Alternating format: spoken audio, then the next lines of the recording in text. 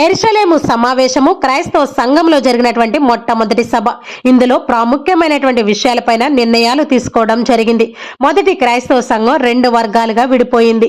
యెరూషలేములో ఉన్నటువంటి యూదా క్రైస్తవులు ఒక వర్గంగా విడిపోతే, యూదాయేతరులు అనగా క్రైస్తవ మతం స్వీకరించే అన్యులు రెండో వర్గంగా విడిపోయారు.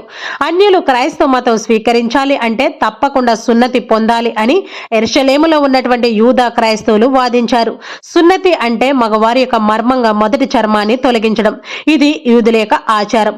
యూదులు కాని వారు క్రైస్తవ మతం స్వీకరించడానికి ఈ ఆచారం ఎందుకు పాటించాలి అని రెండవ సంఘం వాదనకు దిగింది.